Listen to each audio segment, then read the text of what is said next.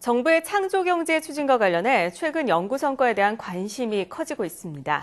오늘은 각 부처별 연구개발 관련 법령이 연구 성과를 높이는 데 걸림돌이 되고 있다는 지적에 대해 알아보겠습니다. 한양대 김상선 교수 나오셨습니다. 안녕하세요. 안녕하세요. 네, 각 부처 연구개발 관련 법령이 연구 몰입 환경을 방해하고 있다는 지적이 나오고 있는데 그렇다면 이 지적이 왜 나온 것이고요? 또 연구개발 법령과 연구 몰입 환경이 어떤 관계가 있는지 좀 알려주시죠. 네, 어저께 이제 국회에서 통과된 내년도 예산에 따르면은 국가 연구 개발 사업비가 18조 8천억입니다. 네네. 이 연구비를 가지고 미래부, 산업부 등 한 20개 부처가 지금 국가 R&D에 참여를 하고 있는데요. 각 부처에서는 이제 소관 사업을 관리하다 보니까 관련 법령을 유지를 하고 있습니다. 네. 그런데 문제는 2013년 말에 보면은 지금 한 397개 연구 개발 관련 법령이 운영되고 있는데요. 네. 이렇게 다양한 법률을 운영하다 보니까 현장에서는 이제 이 다른 법령에 따른 행정 처리라든가 또 법안의 해석이라든가 이런 데 따른 시간 낭비가 많고 결국은 연구에 몰입할 수 있는 환경은 저해한다 이렇게 지적이 되고 있습니다. 네, 그렇군요. 국민의 세금으로 조성된 연구비가 제대로 쓰일 수 있도록 하기 위해서는 관련 법령이 필요하다. 여기에 대해서는 공감이 되지만 관련 법령이 무려 307개나 된다고요. 이로 인해서 연구 현장에서 겪는 혼란이 정말 많을 것으로 보이는데 실제로 어떤 어려움이 있습니까? 그렇죠. 이제 각 부처의 특성에 따라서 규정을 달리 해야 된다. 거기는 뭐 공감이 가지만 그러기에는 너무 이게 손실이 크고 또 시간 낭비가 많아서 국가 연구 개발 생산성을 저해하는 요소가 되고 있다고 보고 있습니다. 몇 가지 예를 들어 보면은요. 예를 들어서 이제 연구 개발 사업 관리를 위해서는 전산 시스템이 필요합니다. 그런데 미래부 같은 경우는 연구마루라는 그런 전산 시스템을 쓰고 있는데 비해서 산업부에서는 또 RCMS라고 그래가지고 리얼 캐시 매니지먼트 시스템이라는 걸 쓰고 있죠. 그러면 이제 행정력이 부족한 대학이나 기업에서는 그게 큰 부담이죠. 부담이 될 수 있고요. 또 두 번째로는 이제 협약서라든가 이런 서식이 달라요. 요즘 예를 들어서 그 대학교에도 이제 공동 입학 원서를 써서 수험생들의 편의를 돕고 있는데 국가 연구 개발 사업을 하는데 굳이 실익도 없이 각 부처별로 다른 양식을 쓰는 것은 굉장한 혼란을 초래하고 있다 이렇게 볼 수가 있고요. 복잡하네요. 부처별 시스템도 다르고 또 협약 서약도 다 그렇습니다. 다르고.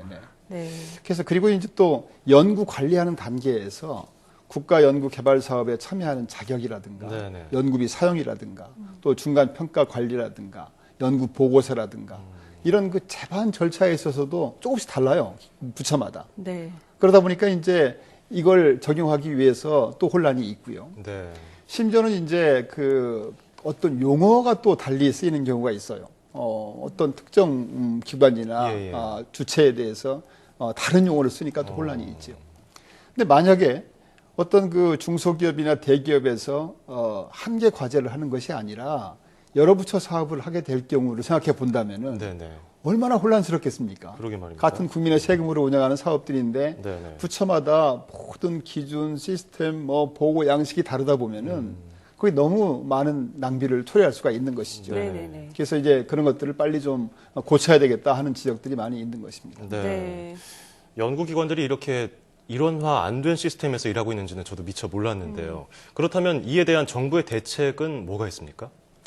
정부에서도 이제 그동안에 이런 문제가 많이 제기되는 것을 인식을 해서 그동안에 제기된 문제점을 중심으로 해서 이제 각계 의견을 수렴하고 정부 부처 의견 협의를 거친 다음에 국가 연구 개발 사업 관리 표준 매뉴얼을 만들었어요.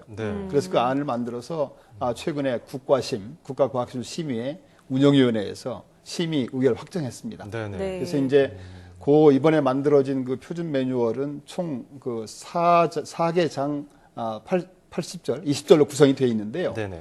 각 부처에 서로 다른 그런 것들을 다 표준화시켜서 각 부처로 하여금 거기에 따르도록 하게 되면은 연구 현장에서 혼란도 막을 수가 있고 또 효율을 높이고 결국은 창조적인 연구 환경 조성에 도움이 되지 않을까 이렇게 기대를 하고 있습니다. 이 부처 간에 서로 다른 법령으로 인한 문제점을 감안하면 이 표준 매뉴얼 제정 큰 의미가 있을 것으로 보이는데요. 앞으로의 추진 절차는 어떻게 되며 또 연구 현장의 반응은 어떨까요?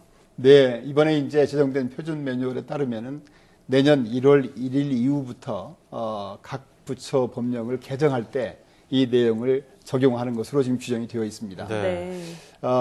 근데 이제 각 부처에서는 아무튼 가급적 빠른 시간 내에 이 표준 매뉴얼이 정하는 바에 따라서 소관 법령을 개정 추진함으로써 이 제도가 실효성 있게 되도록 해야 될 것으로 생각이 듭니다. 그래야겠죠.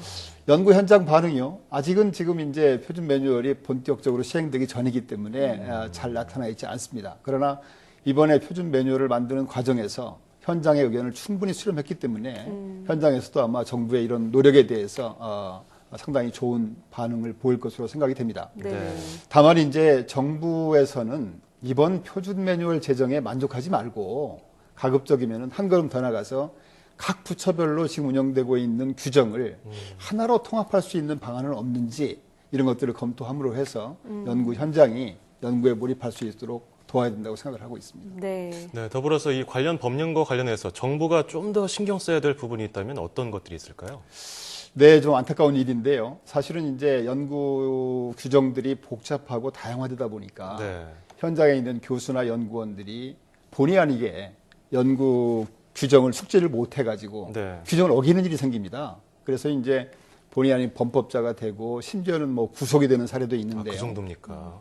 네, 이런 것들은 정말 그 소중한 어렵게 키운 과학자인데 국가적인 손실이 될 수도 있겠지요. 물론 의도적으로 연구비를 나쁘게 쓰겠다고 하는 사람은 벌을 받아야 되겠지만 이렇게 연구비 관련 규정을 잘 몰라서 범법을 하거나 이런 사례는 없어야 될 것으로 생각이 됩니다.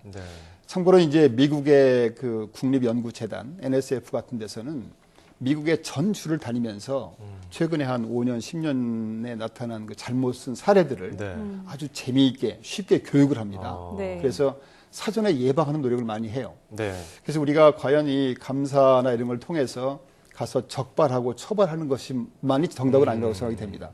오히려 그거보다는 사전에 예방하는 노력을 많이 기울여야 되겠다. 그래서 우리도 처벌, 적발도 중요하겠지만 그거 못지않게 사전에 예방 교육을 함으로 해서 선의의 피해자가 없도록 막아야 된다고 생각을 하고 있습니다. 예방이 가장 중요한 이 처방이 아닐까 싶습니다. 네. 자, 오늘은 각 부처별로 다른 연구개발 관련 법령의 문제점과 대책으로 제정된 표준 매뉴얼에 대해서 살펴봤는데요. 각 부처에서는 하루빨리 소관 법령을 표준 매뉴얼에 따라서 개정을 해서 창의적인 연구 환경에 몰입할 수 있도록 도와야겠습니다. 자, 지금까지 한양대학교 김상선 교수와 함께했습니다. 오늘 말씀 고맙습니다. 감사합니다.